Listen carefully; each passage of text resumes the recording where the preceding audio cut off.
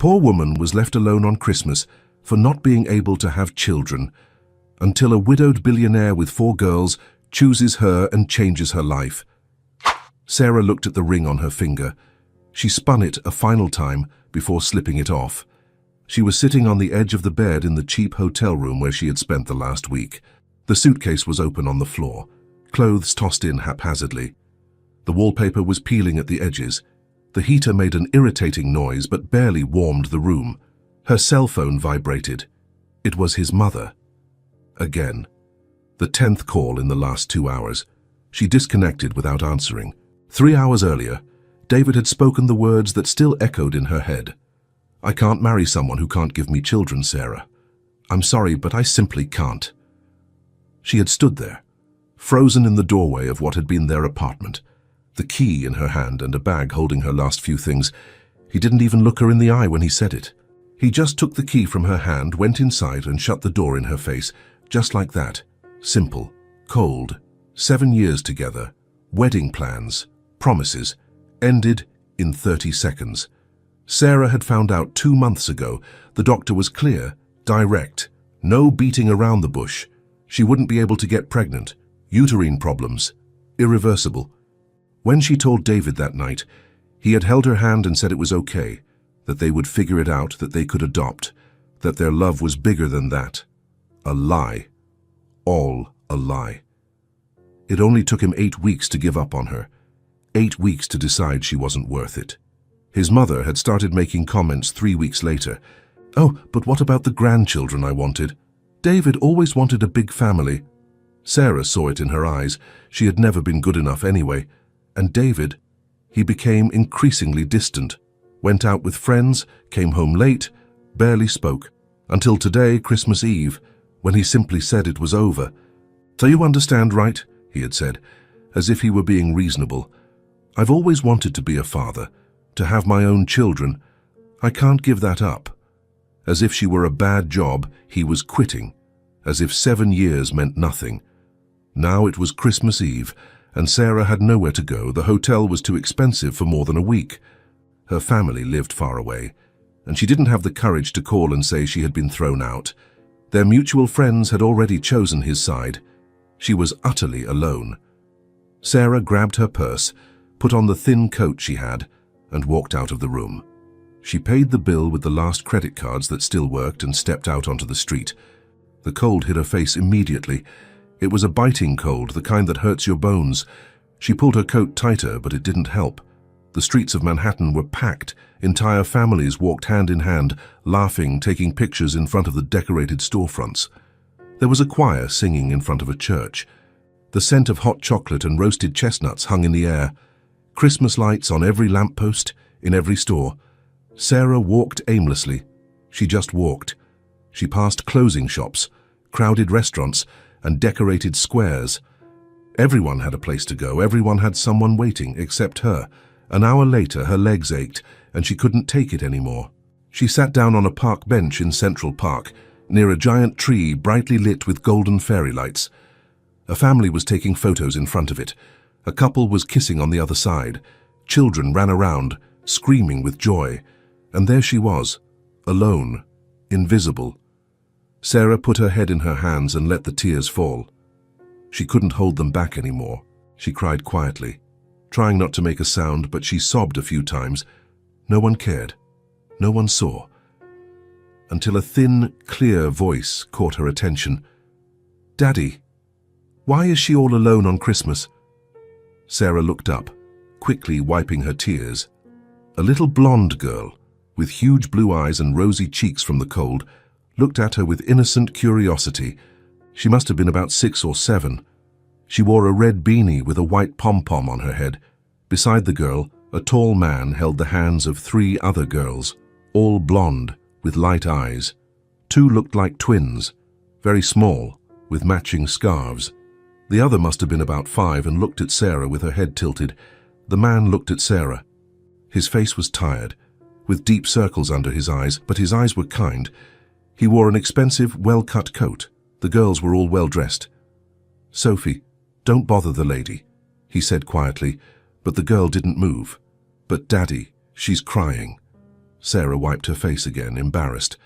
"I'm sorry," she murmured, her voice shaky. Sorry." The man hesitated. He looked at his daughters, then at Sarah, then back at his daughters. Then he let go of their hands and took a few steps towards her. "Are you okay?" he asked, his voice low but genuine. Sarah gave a bitter, humorless laugh. "I'm great, couldn't be better. Merry Christmas, right?" He was silent for a few seconds, just looking at her. Sarah noticed that he didn't look well either. There was something in his eyes, an old pain, but too recent to be healed. "Do you have somewhere to stay tonight?" he asked. Sarah shook her head. "No." "Family? Friends?" "No. No one." He ran a hand through his hair, clearly thinking. The four girls approached, forming a semicircle around the bench. The smallest one of the twins, tugged at the hem of her father's coat. "Daddy, it's cold. She doesn't have a good coat." The other twin agreed. "She's going to freeze." The 5-year-old girl, Zoe, tilted her head to the side. Daddy, can she come with us?" The man looked at his daughter, then at Sarah, then back at the four girls. They stared at him with those bright eyes full of expectation. Sarah saw the exact moment he made the decision. Something changed in his face. A calm determination. He bent down, getting to her level, and spoke in a low but firm voice. "You need a home." He turned to the girls and completed. "And they need a mommy." Sarah's eyes widened. Her heart pounded. "What? I don't understand." "It's not a marriage proposal," he explained quickly. "Far from it. It's an offer. You clearly have nowhere to go tonight. I have a house that's too big, and 4 daughters I can barely take care of alone since my wife died. You stay tonight. Sleep in a decent room. Eat something warm. Tomorrow, we'll figure out the rest." Sarah looked at the girls. They were smiling. Sophie, the oldest, had already held out her small hand. "I'm Sophie," she said, all excited. "This is Zoe, and these are Emma and Emily. They're twins, but you can tell them apart because Emma has a mole on her neck." Emma, or Emily, nodded shyly. The other hid behind her father. Sarah felt her throat tighten. She had just lost everything because she couldn't have children. She was discarded, thrown away, considered defective, and now a stranger was offering a chance. "I don't even know your name," she whispered. "Matthew," he replied, holding out his hand. "Matthew Harrington, and you." Sarah Coleman. Sarah." He kept his hand outstretched. "Come with us, please." She looked at his hand, then at the cold bench where she was sitting, then at the crowded streets full of happy people she didn't know. She took a deep breath and accepted his hand. The house wasn't a house. It was a genuine mansion in the Hamptons.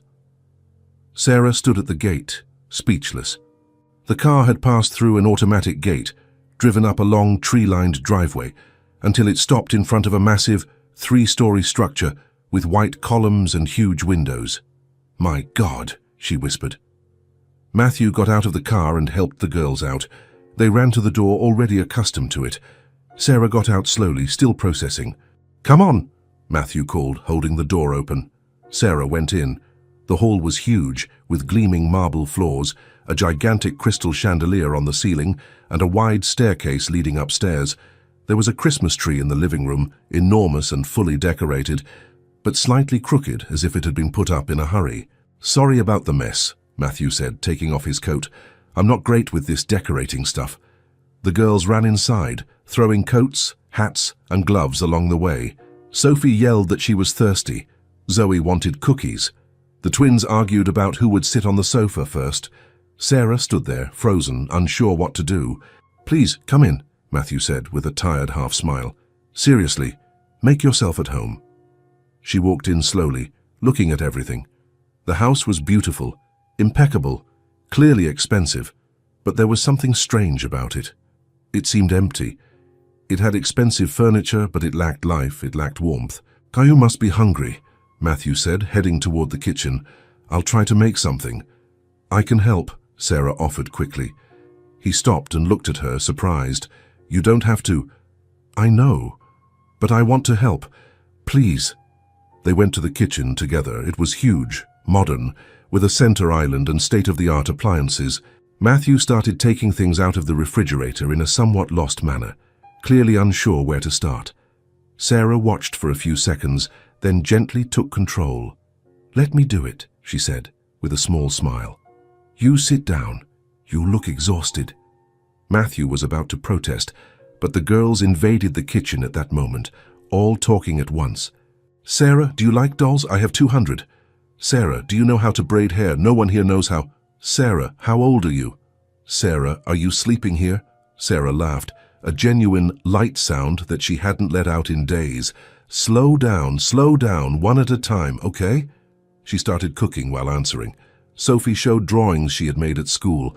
Zoe told a confusing story about a unicorn and a dragon. Emma and Emily tugged at the hem of her shirt, asking for attention. Matthew sat on a stool and just watched. It had been months since his daughters had been like this. Excited, smiling, talking non-stop. Since his wife died 6 months ago, the house had become a quiet, heavy place. The girls cried a lot at first. Then they became quiet. He didn't know how to handle any of it. He hired nannies, but none stayed longer than 2 weeks.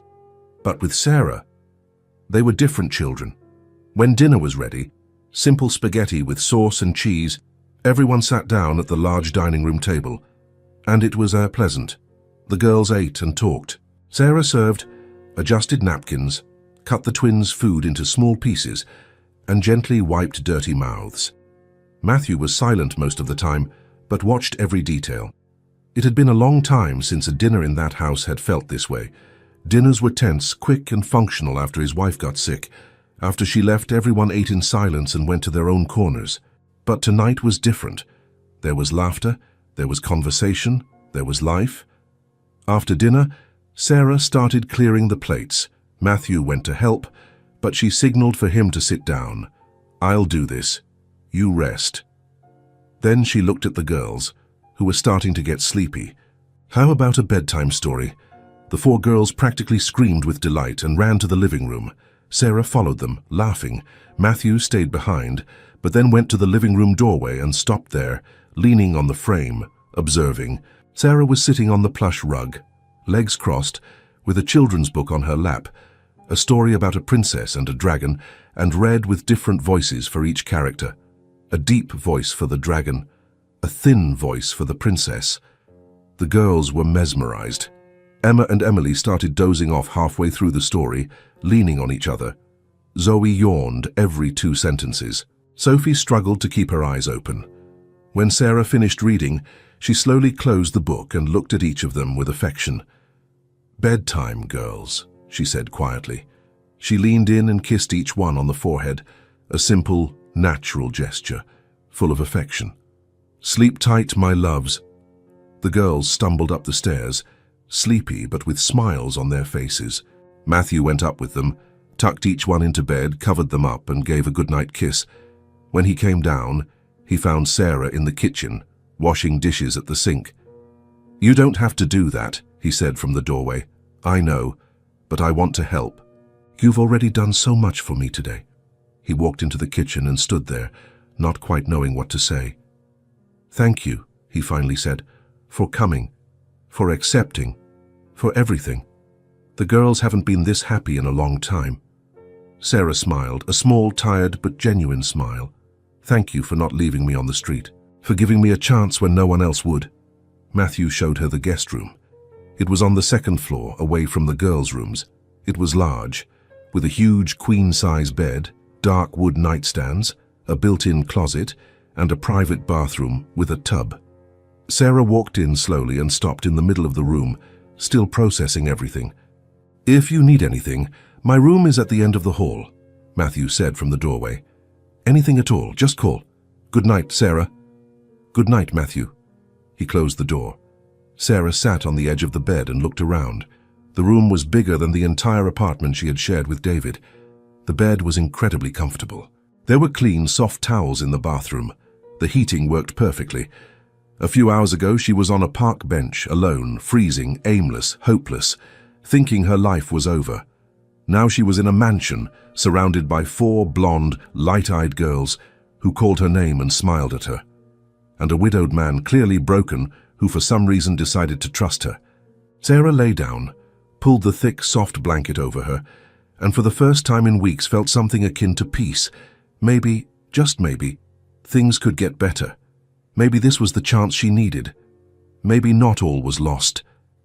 Sarah woke up to the sound of muffled giggles outside the door. She slowly opened her eyes, confused for a few seconds. The room was enormous, the bed was too soft, and for a moment she didn't remember where she was. Then it all came back. The park bench, Matthew, the girls, the mansion. The giggling continued, followed by a loud whisper, "I think she's still asleep. Let's wake her up. No, we have to wait. But I want to see her now." Sarah smiled and sat up in bed.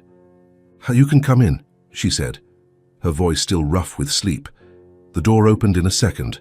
The 4 girls ran in colorful pajamas, messy blonde hair, bright blue eyes shining with excitement. Sophie jumped on the bed first, followed by Zoe. Emma and Emily climbed up with more difficulty, but managed. "Good morning," Sophie shouted, throwing herself into Sarah's lap. "Did you sleep well?" Zoe asked, snuggling up on the other side. "Are you staying today?" Emma asked, or was it Emily? Sarah still couldn't quite tell them apart. "Are you going to have breakfast with us?" the other twin completed. "Are you going to read more stories?" Sarah laughed, trying to process all the questions at once. Hold on, one at a time." "But you are staying, right?" Sophie insisted, holding her hand tightly. "Please say you're staying." Sarah looked into her hopeful little eyes and felt her chest tighten. I am staying today." "Yes." The 4 of them cheered, as if she had promised to take them to Disney. "Come have breakfast." Zoe pulled her hand. Come on." Sarah barely had time to put on her slippers. The girls dragged her downstairs, all talking at once, telling her about what they wanted to eat, what they did yesterday, about everything and nothing. The kitchen was empty. Matthew hadn't woken up yet. "What do you usually have for breakfast?" Sarah asked, looking around. "Cereal," Sophie said, a little awkwardly. "Just cereal, sometimes toast." "Every day?" Sarah asked, surprised. The girls nodded. "Daddy doesn't know how to make other stuff," Zoe explained. "He burns everything." Sarah thought for a second, then smiled. "How about pancakes?" The 4 girls' eyes widened. "Pancakes," Sophie repeated, as if it were the best idea in the world. "That's right, pancakes. But you're going to help me, okay?" "Okay." Sarah started looking for the ingredients. She found flour, eggs, milk, sugar. The girls pulled up stools and climbed up around the kitchen island, wanting to see everything. "Okay, first thing, we need to mix the flour with the milk," Sarah explained, putting everything in a large bowl. "I want to stir," Zoe shouted. "Me too." Sophie joined the argument. "Calm down, everyone will stir. We'll do it together." Sarah gave each of them a wooden spoon. They started stirring the batter with more enthusiasm than technique. Flour flew out of the bowl. Milk splashed onto the counter. Emma dropped an egg on the floor and started crying, but Sarah quickly calmed her down. "It's okay, sweetie. It happens. Come here, I'll clean it up." She cleaned the floor, got another egg and continued. The girls were radiant, laughing, making a mess, getting batter on themselves. Sarah separated fruits, strawberries, bananas, blueberries, and let the girls cut them with blunt knives. Zoe ate half the strawberries before even cutting them. Sophie organized everything on little plates with a chef's care. The twins argued about who cut faster. When the first pancakes started to get ready, the smell filled the kitchen, a sweet, cozy scent of a real breakfast. Sarah had just flipped the 3rd pancake when she heard footsteps on the stairs. Matthew appeared in the kitchen doorway, in a sweatshirt and t-shirt, messy hair, still looking sleepy, and he stopped. The kitchen was a mess. There was flour on the counter, eggshells in the trash, and milk splashes on the floor, but it was alive. The 4 girls were laughing around Sarah, who wore a makeshift apron made from a dish towel tied around her waist. The smell of fresh coffee, the smell of pancakes, laughter. Matthew stood there, just looking. It had been more than a year since he had seen a scene like this in his own home, since before his wife got sick, since before everything fell apart. "Daddy," Sophie was the first to see him. "Sarah's making pancakes, and we helped." I cut strawberries, Zoe announced proudly.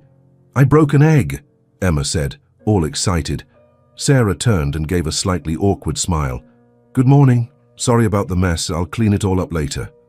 No, you don't need to apologize, Matthew said, still a little dazed. This is great. He walked slowly into the kitchen as if he didn't want to break the spell. Sit down, Daddy. Sophie pulled his hand. Come eat with us. They all sat at the table. Sarah served the pancakes. The girls put fruit on top. Matthew poured orange juice, and they ate together. The girls talked non-stop, recounting everything again even though their father had heard it 5 minutes ago. Sarah responded, smiled, wiped dirty mouths, and cut smaller pieces for those who needed it. Matthew ate in silence, but watched everything. He felt something strange in his chest, something he hadn't felt in a very long time, the warmth of home. After breakfast, the girls clung to Sarah. Sophie dragged her to her room, which was all pink and full of drawings taped to the walls. She showed each one, explaining in detail who was who, what was happening, why she had used that color. This is Daddy, she pointed to a drawing of a tall man with dark hair, and this is me, Zoe, Emma, and Emily. But someone is missing. Who? Sarah asked, curious. Sophie looked at her with those huge blue eyes. Mommy, she went to heaven. Sarah felt her heart clench. I know, sweetie. Your dad told me. Sophie was quiet for a few seconds, then picked up a crayon. Can I draw you? Sarah blinked, surprised. Me? Of course you can. Sophie started drawing, her tongue sticking out in concentration. When she finished, she showed her a female figure with brown hair next to the 4 girls. There, now it's complete. Sarah had to blink to hold back tears. Zoe didn't give the emotion time to last long. She ran in, pulling Sarah by the hand. Come on, come on. I need to tell you a story. She sat Sarah down on the living room floor and started telling a completely crazy story about a dragon who was friends with a rabbit who lived on a cloud and ate flying pizza. It made no sense at all, but Sarah listened attentively, asking questions, laughing at the right moments. The twins didn't miss out. Emma and Emily appeared, each with a doll asking to be held. Sarah sat on the sofa and put one on each lap. They stayed there, quiet, just wanting to be close. Matthew watched from afar, pretending to work on his laptop, but really just paying attention to the scene. The girls wouldn't let go of her. They followed Sarah from room to room. When she went to get water, they went along. When she sat down, they sat next to her. When she got up, they got up too, and the most incredible thing, there were no fights, no crying, no yelling. There was laughter, there was conversation, there was peace. The rhythm of the house had completely changed in less than 24 hours. That evening, after the girls finally went to sleep, after another story read by Sarah, more kisses on the forehead, more sleep tight, my loves, the house fell silent. Sarah was in the kitchen, putting away the last of the dinner dishes. She had made simple spaghetti again, but the girls had loved it. She heard her own footsteps on the marble floor, the sound of the tap water, the distant sound of the wind outside, until she heard other footsteps. Matthew appeared in the doorway, 2 mugs in his hand. Tea? He offered. Sarah looked at him, surprised, then smiled. I'd love some. They sat at the kitchen table, facing each other. Matthew placed the mugs between them, and for a few seconds no one spoke, until he broke the silence. Can I ask you a question? Sarah held the warm mug between her hands. Of course. Matthew hesitated, as if choosing his words carefully. What happened before that night, before I found you on the bench? Sarah was quiet. She knew this moment would come. She took a deep breath. It's a sad story, she warned. You don't have to tell me if you don't want to. No, it's okay. You deserve to know. You took me in without knowing me. It's the least I can do. She took a sip of the tea, feeling the warm liquid go down and give her courage. I always wanted to be a mother, she began, her voice low, since I was little. I played with dolls, pretended to take care of babies, planned what it would be like when I grew up. It was my dream. Matthew listened in silence, without interrupting. I was with my ex-fiancé for 7 years. We had plans: marriage, a house, children. Everything planned. Until 2 months ago, I found out I can't get pregnant. Uterine problems. The doctor was very clear, irreversible. She stopped, swallowing the lump in her throat. When I told him, he said it was okay, that we would figure it out, that love was more important. But it was a lie. 8 weeks later, he ended everything. He said he couldn't marry someone who couldn't give him children. He took the key back and slammed the door in my face. Matthew clenched his fists under the table, but said nothing. His family always thought I wasn't good enough, Sarah continued, and his mother started making comments that he deserved better, that there were so many women out there. I felt discarded. Like I was a defective product on a shelf. She wiped away a tear that escaped. I stayed in a cheap hotel for a week, but the money ran out. I didn't have the courage to call my family and tell them I'd been dumped. The friends were more his than mine. So I left, I walked, and I ended up on that bench on Christmas Eve, alone, with nowhere to go. The silence hung heavy for a few seconds. Then Matthew spoke, his voice low but firm. "He's an idiot." Sarah gave a wet laugh. "Yes, he is." "No, seriously." Matthew leaned forward. "He is a complete jerk. Any man who throws you away for that didn't deserve you from the start." Sarah looked at him, surprised by the intensity in his voice. "I've never seen anyone handle children as well as you do," Matthew continued. "In less than 24 hours, you've done more for them than I could in 6 months. They won't stop smiling. They aren't fighting. They aren't crying. They love you." "Matthew, and it's not just that." He shook his head. "You are kind. You are patient. You are amazing. And the fact that you can't get pregnant doesn't change any of that. You were born to be a mother, Sarah, just not in the way you imagined." Sarah felt the tears fall for real now. "Thank you," she whispered. "You don't know how much I needed to hear that." Matthew reached out his hand across the table. Sarah took it. And there, in the silent kitchen of a huge mansion, in the middle of the night, two strangers who met on a park bench formed the first true bond. Trust, respect, and maybe, just maybe, the beginning of something greater. Matthew went back to work the following Monday. He left early, in a suit and tie, briefcase in hand, with a strange feeling in his chest. It was the first time in 6 months he had left his daughters with someone who wasn't a hired nanny. Sarah was in the kitchen when he came downstairs, already preparing the girls' breakfast. "Are you sure you'll be okay?" he asked for the 3rd time. "I am," Sarah replied, with a calm smile. "Go to work. We'll be fine here. If you need anything at all, call me." "I will call, I promise. Now go or you'll be late." Matthew hesitated a few more seconds, then nodded and left. In the car, he turned his phone on speakerphone just in case Sarah needed him. At the office, he checked his messages every 10 minutes, but nothing. No emergency calls, no desperate messages, only silence. And that somehow felt good. Sarah established a routine in the following days. She woke up early, before the girls. She prepared breakfast, pancakes, scrambled eggs, toast with jam, nothing too elaborate, but made with care. When the girls came down, the table was already set.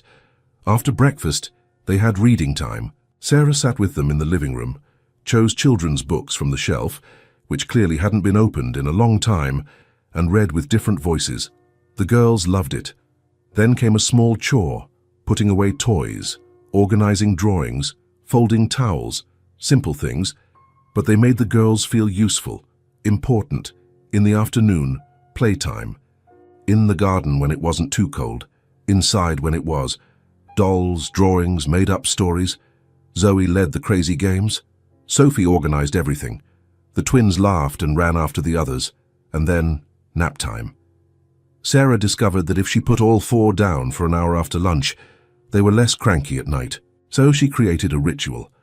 A short story, low lights, soft blankets, and they would sleep. The house had a rhythm now, a structure, a flow. And Matthew noticed the difference when he came home. The girls were happy, calm. They didn't come running and screaming like before. They came smiling, telling him about their day, wanting to show him what they had done. It was different. It was better. On Thursday of that week, Matthew decided to come home early. He didn't have a specific reason. He finished his meetings ahead of schedule and simply decided to go home. He wanted to see how things were. He wanted to see his daughters. He wanted to see Sarah. He parked in the garage and entered through the kitchen door, quietly, without making a sound. The house was silent, but it wasn't that heavy, suffocating silence that existed before. It wasn't the silence of an empty, sad, lifeless house. It was a silence of peace. Matthew dropped his briefcase on the kitchen counter and headed towards the living room. He heard a low, soft voice talking about an enchanted forest. He stopped at the doorway, and the scene in front of him made him forget to breathe for a few seconds.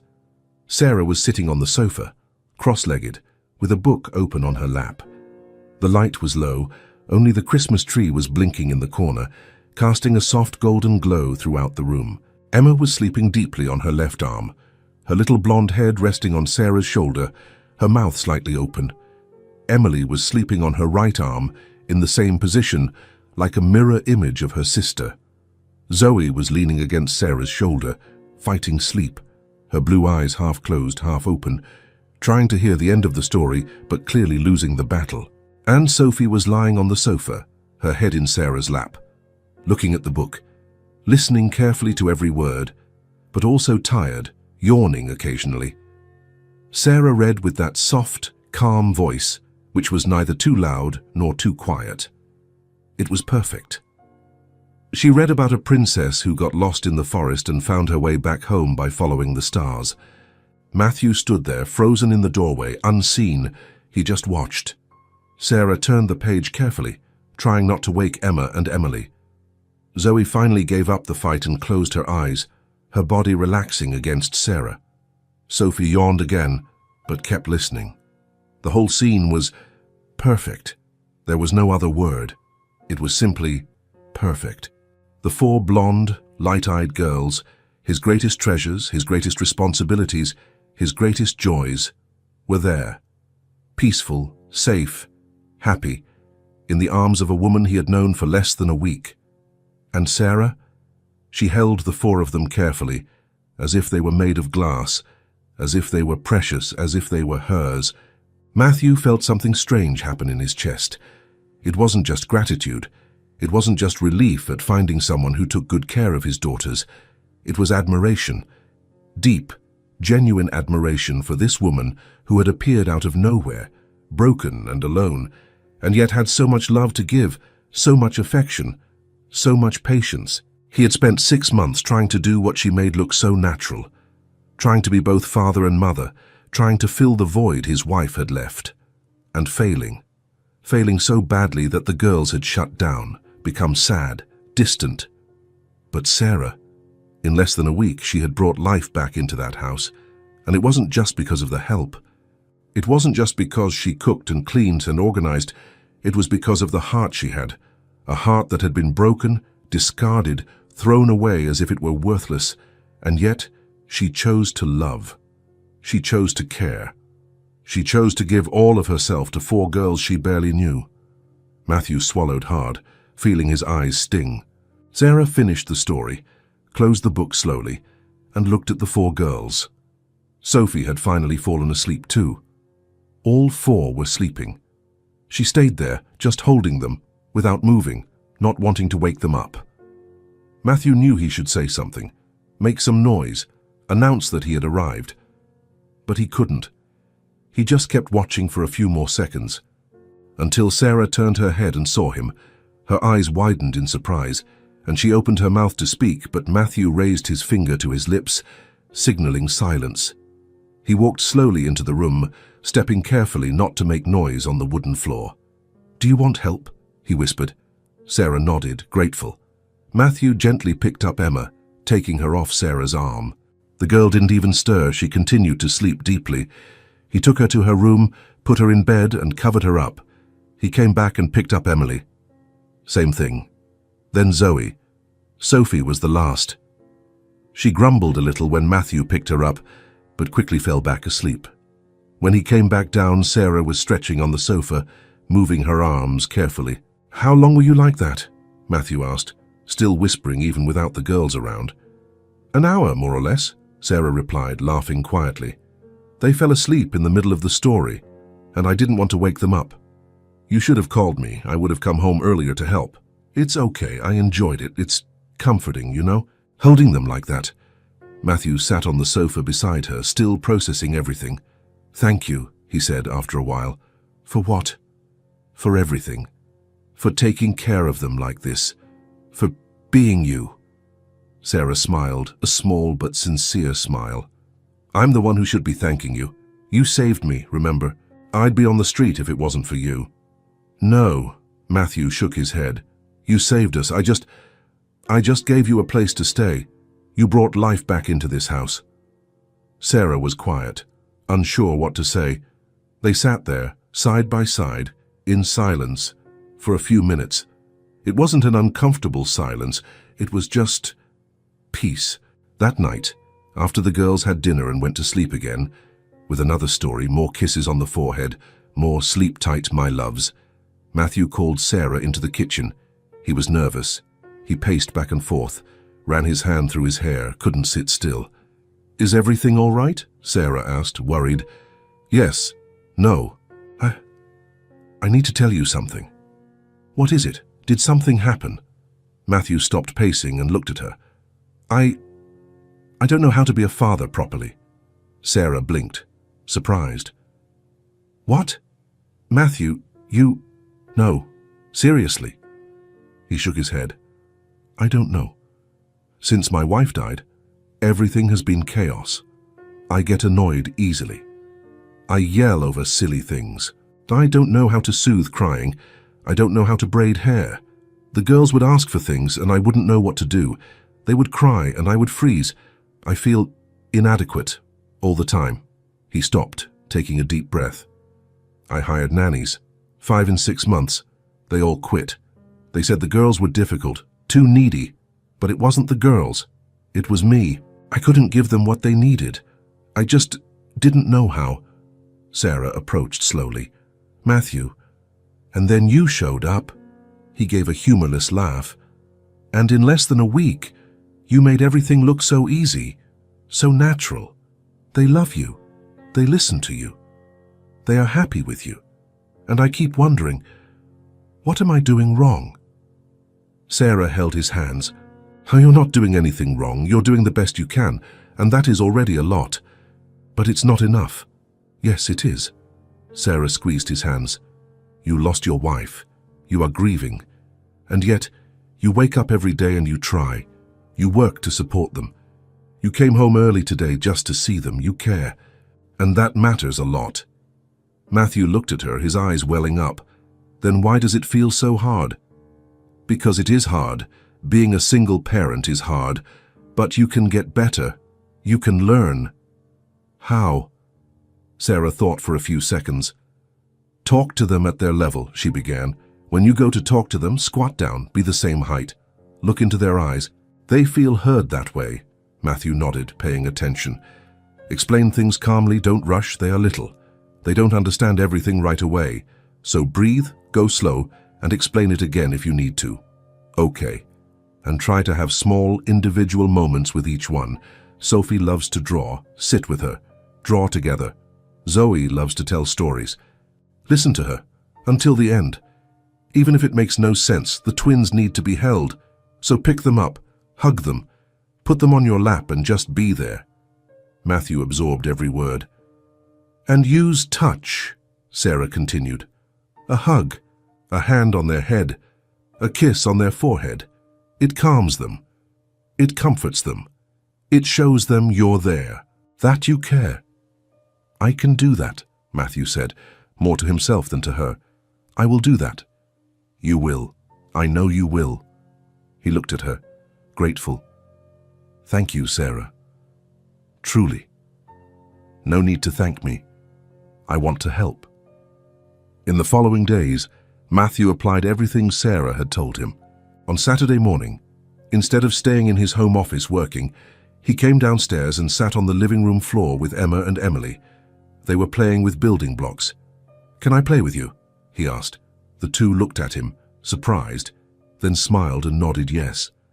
Matthew sat down and started building a tower. The twins laughed every time the tower fell. He pretended to be mad, but he was actually loving it. Later, Zoe came running to him. "Daddy, Daddy, I need to tell you something." Matthew stopped what he was doing, squatted down to her level, and looked her in the eye. "What is it, sweetie?" Zoe told a crazy story about an elephant who lived on a cloud and ate pizza. It made no sense at all, but Matthew listened to the whole thing. To the end, he asked questions. He laughed at the right moments, and Zoe ran off, jumping with happiness. In the afternoon, Sophie appeared with a drawing pad. "Daddy, can you draw with me?" "Sure." Matthew sat next to her at the table. "What are we going to draw?" "A family." Sophie drew the 4 sisters.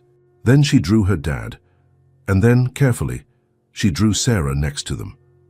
Matthew looked at the drawing and felt his chest clench. "It's beautiful, Sophie." "It's our family," she said, smiling.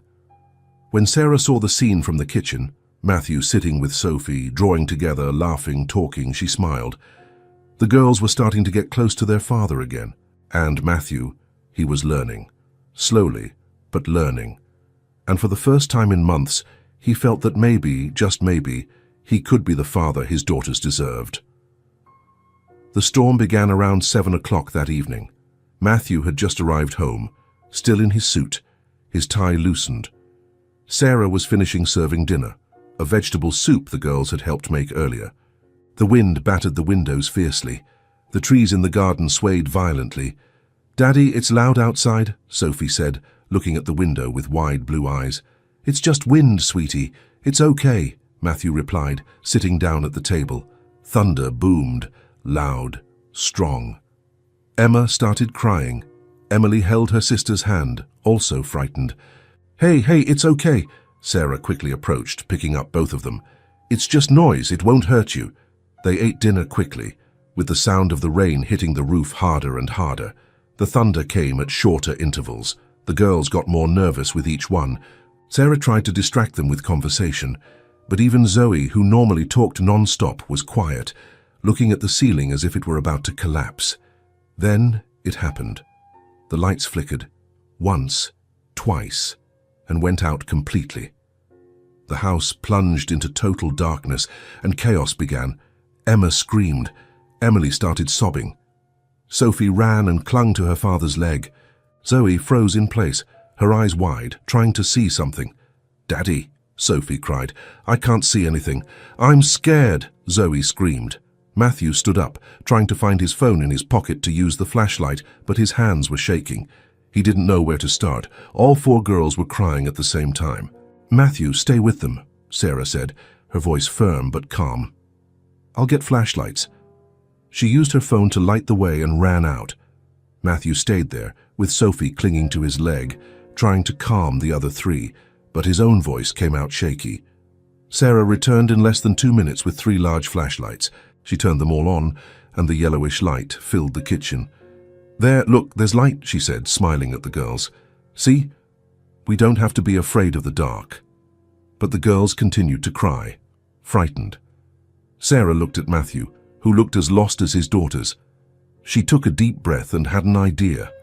"Girls," she called, with enthusiasm in her voice, "who here has ever slept in a camp-out?"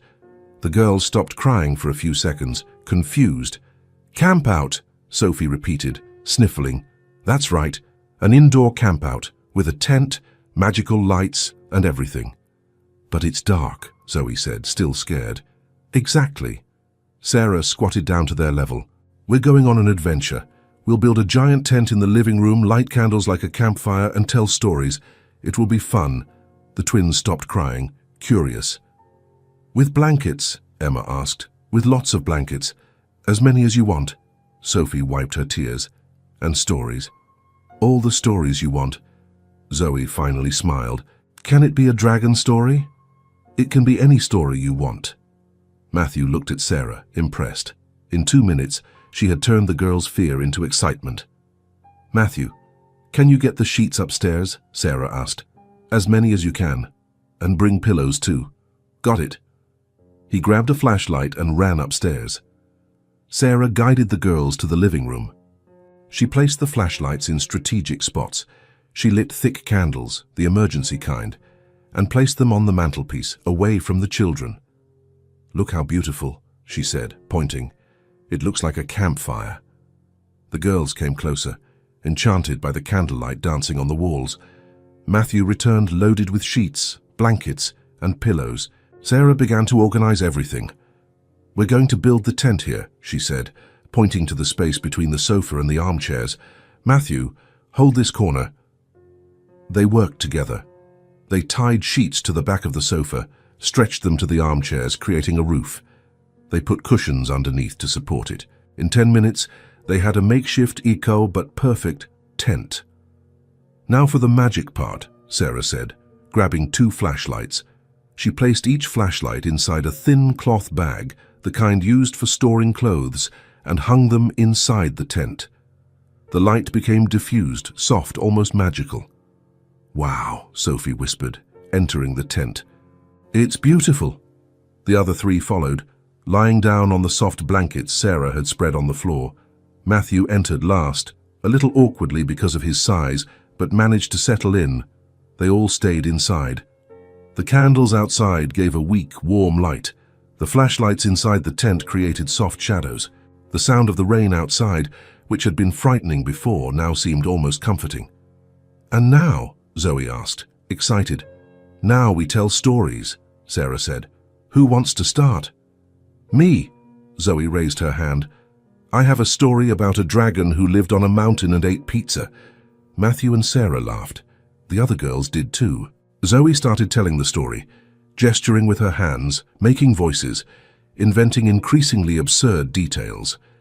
Sarah listened attentively, asking questions. Matthew, guided by her example, joined in. "And did the dragon breathe fire?" he asked, with a serious voice. "He did," Zoe answered, excited. "But it was blue fire that didn't burn. It just heated up the pizza." "How convenient," Matthew said, and everyone laughed. Sophie told the next story, about a princess who saved a prince from a castle. Matthew did the prince's voice, all dramatic, pretending to faint. The girls burst into laughter. Emma and Emily tried to tell a story together, but it got confusing because they talked at the same time. Sarah helped by asking questions to organize the narrative. In the end, it was a story about 2 twin fairies who lived in a giant flower. Matthew realized he was having fun, truly. He wasn't stressed. He wasn't worried about work. He was just there, present, laughing with his daughters. After a while, the girls started to get sleepy. Zoe yawned. Sophie rubbed her eyes. The twins leaned against Sarah. "I think it's time for bed," Sarah said quietly. "But I don't want to go to my room," Sophie murmured, almost asleep. "It's dark upstairs." "Who said we're going to your room?" Sarah smiled. "We're sleeping here all together, in the campout." "Can we?" Emma asked, excited. "Of course you can. It's a real campout, and at a campout everyone sleeps together." The girls smiled, relieved. Sarah adjusted the blankets. Matthew got more pillows. They organized everything to make it comfortable. Emma lay on Sarah's left arm, snuggling in. Emily on her right arm. Both closed their eyes almost immediately. Zoe leaned against Sarah's shoulder, fighting sleep for a few more minutes, but soon gave up. Sophie lay near her father, taking his hand. "Daddy?" "Yes, sweetie." "I liked the campout." "Me too. Can we do it again?" Matthew looked at her, at the oldest blonde, light-eyed girl, the one who always tried to take care of her younger sisters, the one who carried so much weight on her small shoulders. "We can do it whenever you want," he replied, kissing her forehead.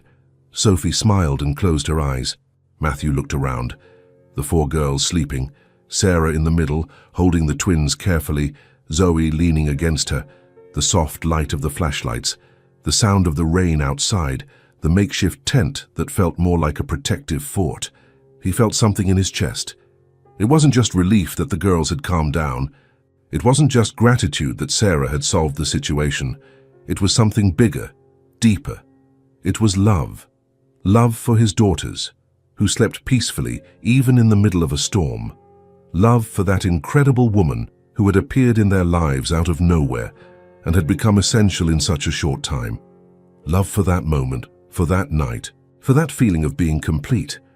Matthew pulled a large blanket, carefully covering everyone. Sarah looked at him and smiled, a small but meaningful smile. He lay down beside them, closing the circle, and there, in that makeshift tent, with the storm outside and the dim light of the flashlights inside, they slept, all together. For the first time, they felt like a real family. After that night, something changed inside Matthew. He woke up the next morning still in the tent, with Sophie curled up on his arm, and realized he didn't want it to end. He didn't want to go back to the old routine, where he barely saw his daughters, where he came home late and they were already asleep. He wanted more nights like this, more moments like this, so he made a decision. On Monday, he arrived at the office and called his assistant. "Cancel all meetings after 4 in the afternoon," he said, "all of them. But Mr. Harrington, you have all of them. Starting today, I leave at 5. At the latest. Reorganize the schedule." The assistant blinked, surprised but nodded. "Yes, sir." Matthew started leaving earlier, much earlier than he used to. On the first day, he arrived home at 5:30. The girls were in the living room with Sarah, drawing. When they saw their father walk in, they screamed with joy. "Daddy!" Sophie ran to him. "You're home early." "I am. And I'm going to be home early every day now." The girls practically jumped on him. Matthew started applying everything Sarah had taught him, every day, with dedication. One afternoon, Sophie was at the kitchen table, drawing alone. Matthew came in and sat next to her. "Can I draw with you?" Sophie looked at him, surprised, then pushed a paper and colored pencils towards him. "Sure, Daddy. Draw a house." Matthew drew. It wasn't perfect. He was never good at drawing, but Sophie loved it. She put the drawing on the refrigerator next to hers. Sarah watched from the sink, doing the dishes with a discreet smile on her face. Another day, Zoe came running to her father with a story about a unicorn that saved the world using a rainbow. Before, Matthew would have said, "That's nice," and gone back to his computer. But now, he put down what he was doing, squatted down to her level and listened to the whole story. He asked questions. He laughed at the right moments. Zoe talked for 15 minutes straight, and he listened to every word. When she finished, she ran off, jumping with happiness. With the twins, Matthew learned that they just needed presents. So he started sitting on the living room floor and playing with them. He rolled on the rug, tickled them, built towers of blocks just to knock them down and make them giggle. Emma and Emily clung to him now. They asked to be held. They wanted him to carry them. They called Daddy all the time. And Matthew, he loved it. Sarah watched from afar, proudly. She saw the man she had met that day, frozen and lost, transform into the father the girls needed. The atmosphere of the house changed completely. Before, there was yelling, crying, tension, heavy silence. Now there was laughter, conversation, music, playtime. The house was alive. One evening, after the girls were asleep, Matthew and Sarah were in the kitchen. He washed the dishes. She dried. They worked in comfortable silence, side by side. Matthew glanced at her. Sarah was focused, carefully drying a plate. Her brown hair pulled back in a slightly crooked ponytail, wearing a simple t-shirt and sweatpants. She wasn't dressed up. She wasn't trying to impress.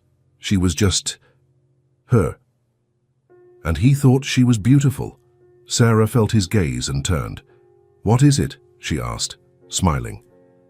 "Nothing. Just thank you." "Stop thanking me," she said, laughing. "You've thanked me like 20 times this week. It's because I'm so grateful. You changed everything here. You changed too. Look at you now. The girls adore you. They always did. I was the one who didn't know how to show that I loved them back." Sarah put the dry plate aside and looked at him, seriously. "You always loved them, Matthew. You were just lost, and now you found yourself." They stood there, looking at each other, for a few seconds longer than they should have.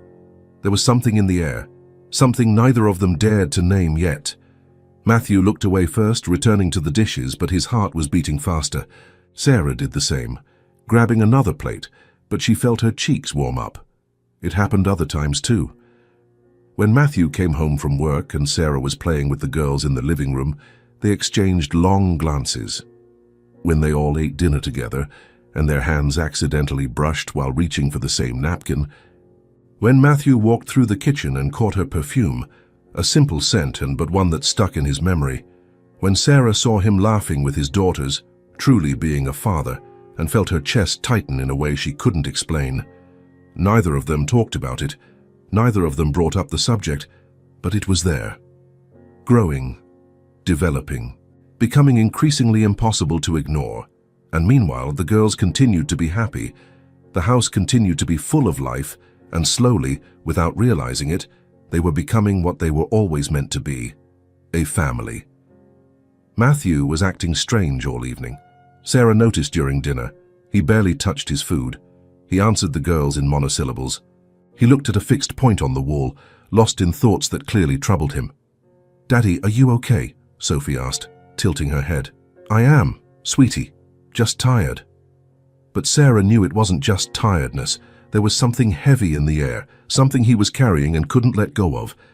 After dinner, she put the girls to bed, read the usual story, gave kisses on the forehead, tucked each one in with affection. When she came downstairs, she expected to find Matthew in his office or his room, but he was in the living room, sitting on the sofa, facing the fireplace. The fire crackled low, casting dancing shadows on the walls. All the other lights in the house were off. Only the fireplace illuminated the room. His elbows were resting on his knees, his hands clasped together, his head bowed. Sarah stopped at the door, hesitant. "Matthew." He lifted his head, and even in the dim light, she saw that his eyes were red. Can you sit with me?" he asked, his voice rough. "I need to tell you something." Sarah's heart clenched. She walked in slowly and sat next to him on the sofa, keeping a respectful distance. "What happened?" Matthew didn't answer immediately. He stared at the fire, his jaw tense, his hands clasped together. The silence stretched. A minute. 2. Sarah waited. She didn't rush him. She just stayed there, until he finally spoke. "There's something I've never told anyone," he began, his voice low, almost a whisper. "Something I carry every day, and I need to get it off my chest." Sarah turned towards him, attentive. "You can tell me. I'm here." Matthew took a deep, shaky breath. "Right after my wife died." He started, but his voice broke. He stopped, swallowed hard, and tried again. "Right after I panicked. It wasn't just sadness, it was terror. Terror of not being able to take care of the girls alone." He ran a hand over his face, rubbing his eyes. Sophie was 6, Zoe 4. The twins had just turned 2.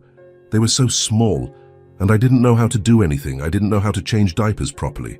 I didn't know how to cook food they liked. I didn't know how to brush their hair. I didn't know anything. Sarah listened in silence, her heart heavy.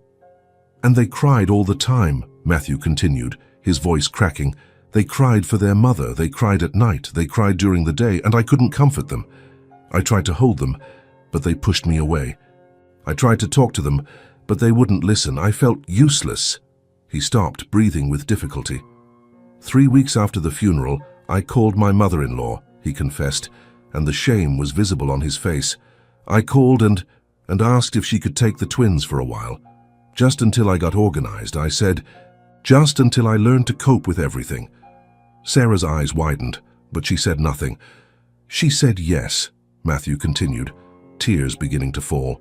"She said she could pick them up the next day, and I almost let her. I really almost did." He sobbed, covering his face with his hands. "I went to their room that night. They were sleeping. Emma was hugging her teddy bear. Emily was sucking her thumb. And I stood there looking at them, thinking that I was going to send my daughters away because I wasn't capable of taking care of them." Tears were falling freely now. Matthew was crying, truly crying, for the first time in front of her. His whole body trembled. "The next day, I called my mother-in-law and said I had changed my mind, that I would manage. But the truth, I didn't manage. I hired nannies.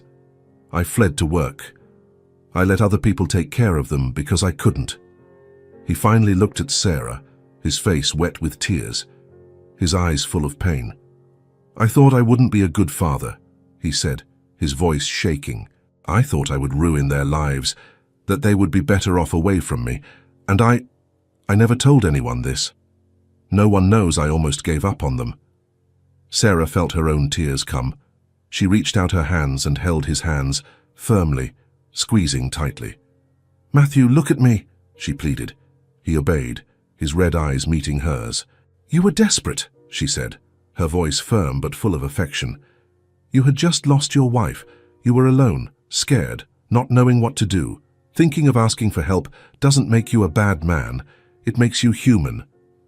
"But I was going to send them away." "But you didn't," Sarah interrupted. "You thought about it. You considered it. But when it came down to it, you chose to stay with them. You chose to try, and that matters." Matthew shook his head, the tears still falling. "I failed them. For months, I failed." "You were learning," Sarah said, squeezing his hands tighter. "No one is born knowing how to be a single parent, no one. You lost the partner who helped you.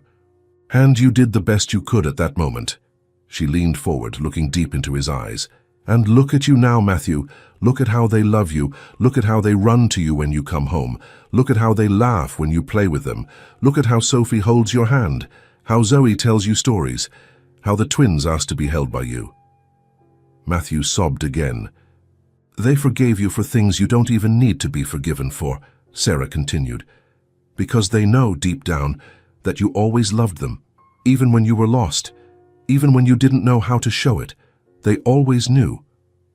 Matthew held her hands back, clutching them like a lifeline. "You are not a bad father," Sarah said, her voice strained now.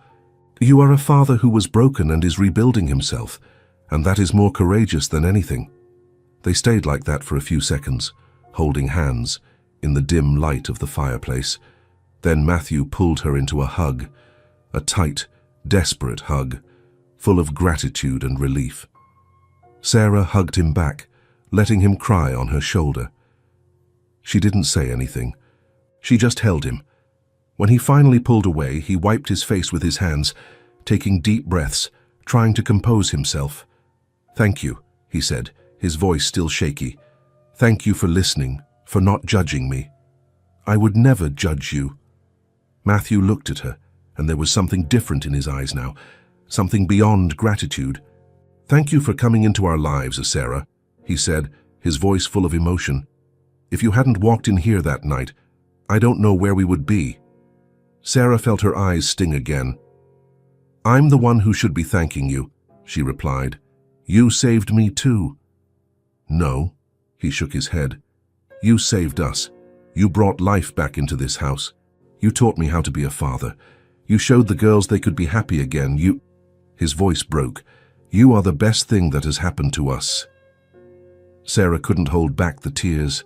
They fell, silent. They stayed there, sitting on the sofa in the light of the fireplace, holding hands in silence. But it was a different silence now. It wasn't heavy. It wasn't uncomfortable. It was intimate, true, complete. Matthew had completely exposed himself. He had shown her his darkest part, the guilt he carried, the fear that haunted him. And Sarah had embraced it, without judgment, without fear, with love. This was the turning point, the moment he trusted her completely, and the moment she realized she could no longer imagine life away from that house, away from those girls, away from him. The morning after the outpouring, Sarah came downstairs early as usual. She expected to find Matthew already in his office, or perhaps avoiding her after opening up so much the night before. But he was in the kitchen, making coffee. "Good morning," he said when he saw her, and there was something different about the way he looked at her. It wasn't the look from before. It wasn't just gratitude or friendship or respect. It was softer, more tender, more profound. "Good morning," Sarah replied, feeling her cheeks warm up for no apparent reason. "I made coffee," he said, handing her a mug. "The way you like it, With milk and 2 sugars. Sarah took the mug, surprised he had noticed how she took her coffee. Thank you. They stood there, in the kitchen, drinking coffee in silence. But it wasn't an awkward or uncomfortable silence. It was peaceful, familiar. About last night, Matthew began. You don't have to talk about it if you don't want to. No, I want to. He looked at her. I just wanted to say thank you. Again, for not running away after hearing all that. Sarah smiled. I'm not going to run away, Matthew. I know. He smiled back, a small but genuine smile. And that means a lot to me. The girls came downstairs at that moment, breaking the moment, but the look they exchanged before turning to them said everything. Something had changed. In the following days, the change became even more evident. Matthew started looking for excuses to be near Sarah, even when the girls weren't around. At night, after dinner, when he used to go straight to his office, now he stayed in the kitchen. He washed the dishes with her. He dried the plates. He put away the pots. And they talked. Sophie wants to learn ballet, Sarah commented, handing him a wet plate. Ballet, Matthew repeated, surprised. She never mentioned it. She told me today she saw some girls dancing on TV and was enchanted. Matthew smiled. Then we'll put her in ballet. Seriously? Of course. If she wants it, we'll make it happen. He put the plate in the cupboard. Thank you for telling me. Before, I wouldn't even know these things. Sarah wiped her hands on the dishcloth. You know now because you're present. You ask, you listen. It makes all the difference. Matthew looked at her, and the way he looked made her heart beat faster. You taught me how to do that, he said quietly. Sarah looked away, embarrassed, but smiling. Another day, they were tidying up the living room after the girls had played all afternoon. There were toys scattered everywhere, cushions on the floor, drawings on the table. How do they manage to make such a mess in so little time? Matthew asked, laughing, picking up a doll from under the sofa. It's a talent, Sarah replied, gathering building blocks in a box. They must practice when we're not looking. Matthew laughed harder. He picked up a cushion from the floor and threw it back onto the sofa. He missed. The cushion fell on the other side. Sarah laughed. You're terrible at throwing. Hey, it was the wind. What wind? We're indoors. The invisible wind, the one that only acts against me. Sarah rolled her eyes, laughing, and picked up another cushion. She aimed, hit perfectly. See, she said, smiling victoriously. No invisible wind. Matthew pretended to be offended. Okay, now you're showing off. They finished tidying up between laughs and jokes, and when they finally sat on the sofa to rest, Matthew realized he hadn't felt this light in years. You know, he said, breaking the comfortable silence, my wife loved this room. She chose all the furniture, the colors, everything. Sarah looked at him, attentive. She had good taste. She did. Matthew smiled, a soft sadness in his eyes, but not painful. She was great at those things, at making the house beautiful, welcoming. I was always a bit lost with decorating. You manage well. Only because she left everything ready. He looked around. Sometimes I look at this room and remember her sitting there, reading a book, or playing with the girls on the rug, and it hurts. But it's a different kind of pain now. It's no longer that paralyzing pain. It's just longing. Sarah gently held his hand. She seemed like an incredible person. Matthew squeezed her hand back. She would have liked you. Sarah felt her eyes sting. Really? I'm sure of it. She would look at you with the girls and she would smile. She would thank you. He looked at Sarah. I know she's thanking you, wherever she is. They stayed like that, holding hands, in silence. And it wasn't strange. It wasn't disrespectful, it was just right. Another night, Sarah was on the sofa reading a book. Matthew appeared with 2 mugs of hot chocolate. I thought you might like this, he said, handing her one. Thank you. Sarah took the mug, feeling the warmth in her hands. Matthew sat next to her, closer than before. Their shoulders were almost touching. Can I ask you something? Of course. Do you miss your life before coming here? Sarah thought for a few seconds. Miss the life? No. Miss how I thought things were going to be. Sometimes. She took a sip of the chocolate. I always imagined I would have my own family. Husband, children, that perfect life you see in movies. And when I found out I couldn't have children, it was as if everything I had planned collapsed. Matthew listened in silence. But now, Sarah continued, looking at him. Now I realize that family isn't just about blood, it's about choice. It's about who you love and who loves you back. And I feel more like part of a family here than I have anywhere else. Matthew swallowed hard. The girls love you. I love them too. And he began, but stopped, as if unsure whether he should continue. Sarah looked at him, her heart racing. And you, she encouraged, her voice low. Matthew met her eyes. I love you too. The world stopped for a second. Sarah blinked, thinking she had heard wrong. What? Matthew put his mug aside and turned his body completely towards her. I love you, Sarah, not just as someone who helped me, not just as someone who takes care of my daughters. I love you as a man loves a woman, as someone who can no longer imagine life without you. The tears came before Sarah could stop them. Matthew. I know it's soon, he continued, holding her hands. I know we haven't known each other for long, but I can't deny what I feel. You changed everything. You brought light back into this house. To me. Sarah squeezed his hands, the tears falling freely now. I love you too, she whispered. I didn't want to admit it because it seemed too fast, but I love you. I love you.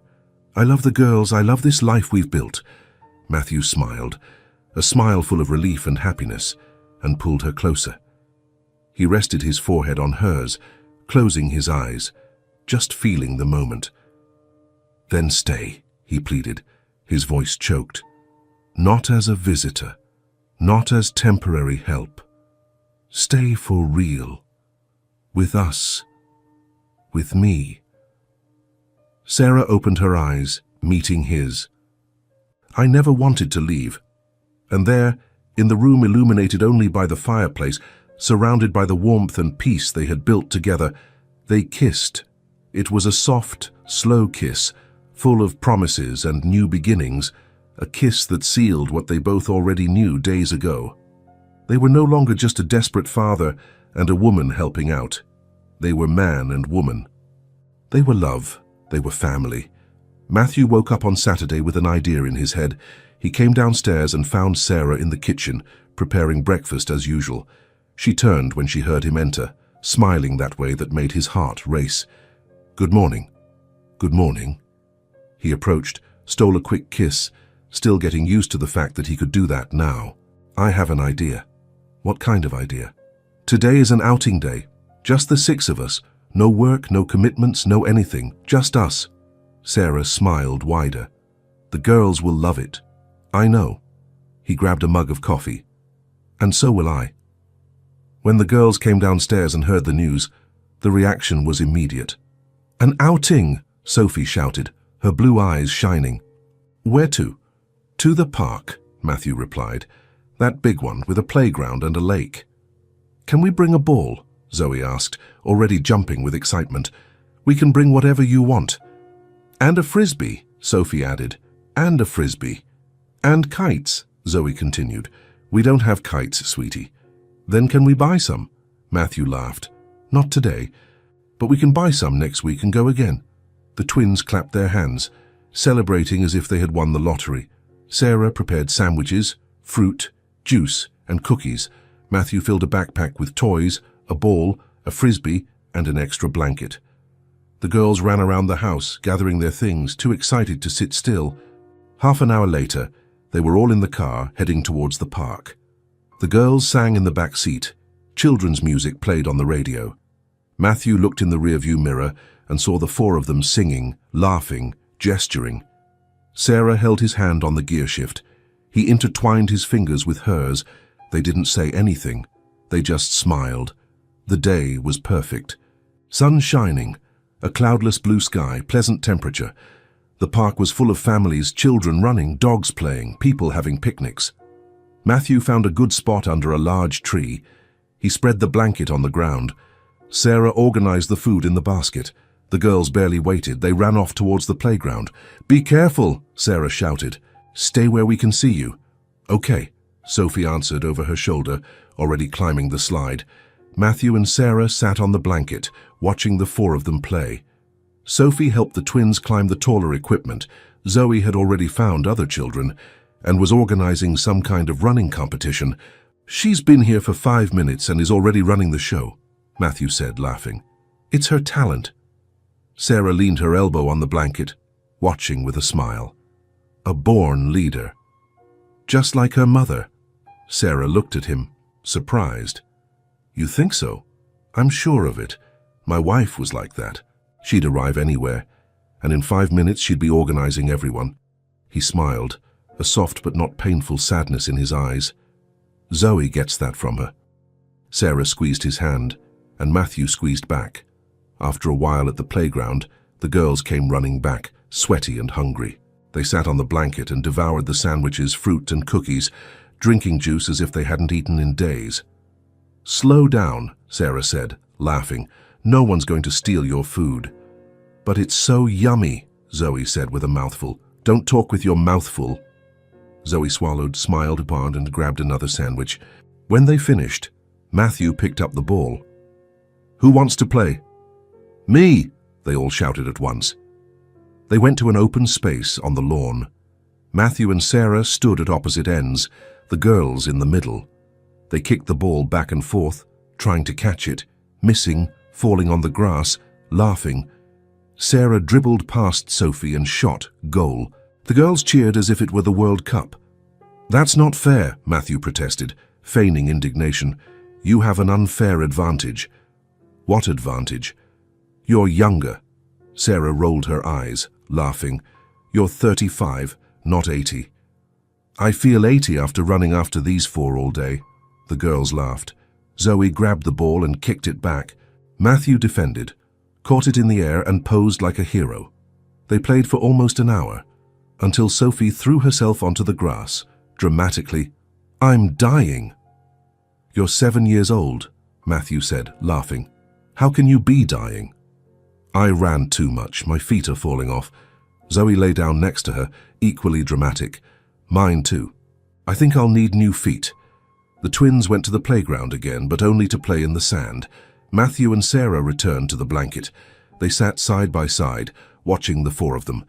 The silence was comfortable, only the sound of children playing around them, birds singing and a gentle breeze. Until Matthew took a deep breath. I didn't think I would love another woman after my wife. Sarah froze. Her heart raced. She slowly turned to look at him, but Matthew continued to look at his daughters. When she died, I thought I died too, he continued, his voice low but firm. Not physically, but inside. I thought the part of me that knew how to love, that knew how to feel, had gone with her. Sarah said nothing. She just listened. I spent months on autopilot. Woke up, went to work, came home, slept. The girls were there, but I wasn't present. I was breathing, but I wasn't living. He finally turned and looked at her. And then you showed up, alone on a bench, broken, hopeless. And for some reason I still don't understand, I invited you to come with us. It was impulsive. It was crazy. It was... He stopped. It was destiny, Sarah completed softly. It was... He agreed, because nothing else explains it. It was destiny that I passed that bench at that exact moment. It was destiny that you accepted. Sarah felt her eyes sting. You brought life back into this house, Matthew said, his voice choked. To them, they started smiling again. They started playing again. They started being kids again. He held her hand. But it wasn't just for them, it was for me too. You taught me how to be a father.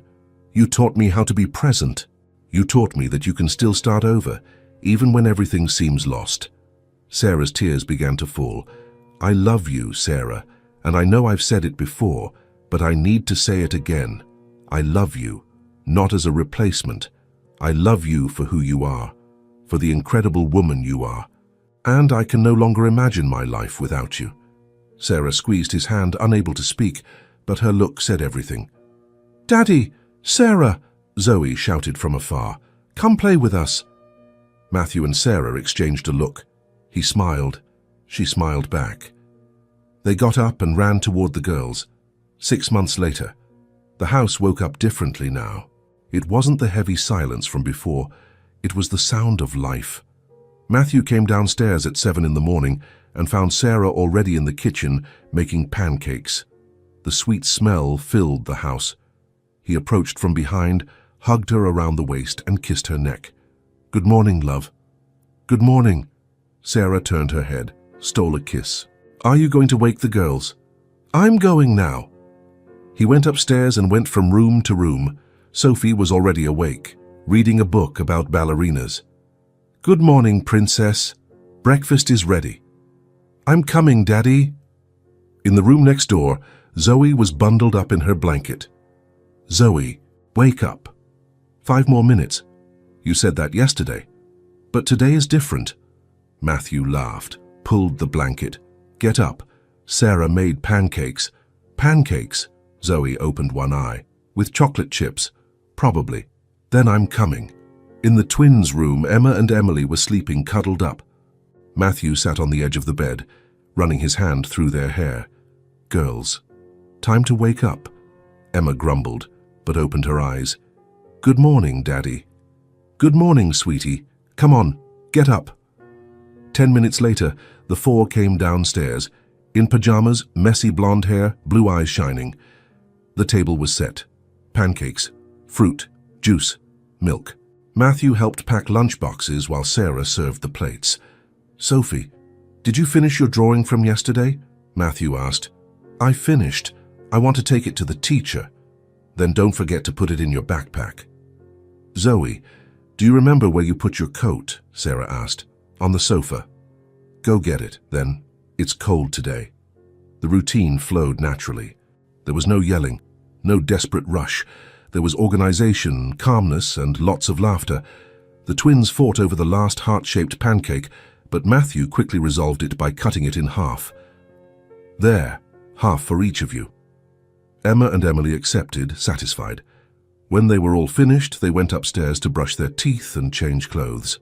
Matthew helped the twins with their shoes. Sarah braided Sophie's hair. At 8 o'clock, they were leaving the house.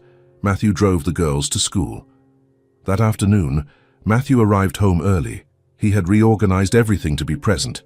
The afternoons were sacred. They were for the girls. "Daddy," Sophie ran to him. "Can you help me with my homework?" "Of course, sweetie."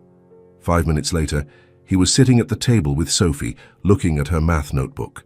"Let's do it together," he explained patiently. Sophie tried, made mistakes, tried again. He didn't get annoyed. He just encouraged her. "That's it. You got it." Sophie jumped out of her chair to hug him. Zoe appeared out of nowhere. "Daddy, do you know what happened today?" Matthew closed the notebook and turned to her. "What?" "We had to draw our family, and I drew you, Sarah, me, Sophie, Emma, and Emily, and the teacher put it on the wall."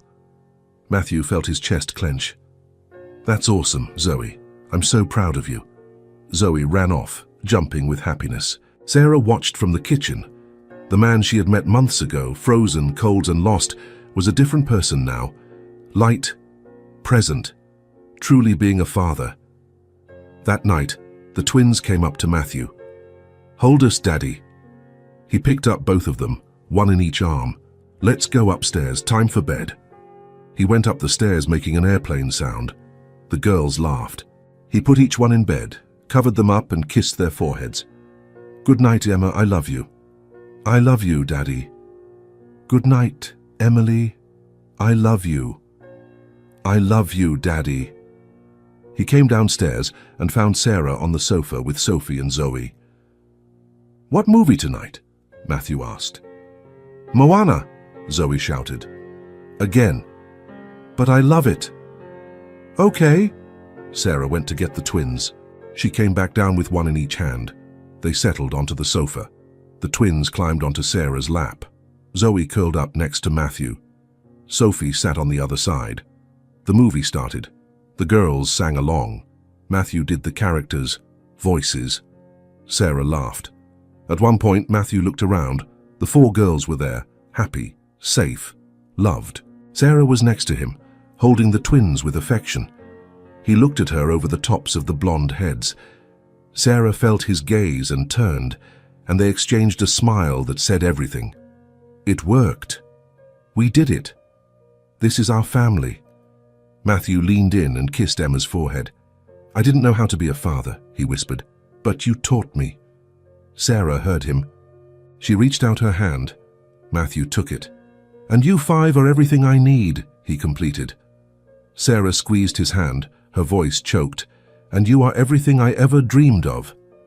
The girls continued watching the movie, completely wrapped in the love that surrounded them. The movie ended. The girls went upstairs, more kisses, more good night, more I love you. When Matthew and Sarah came back down, the house was silent.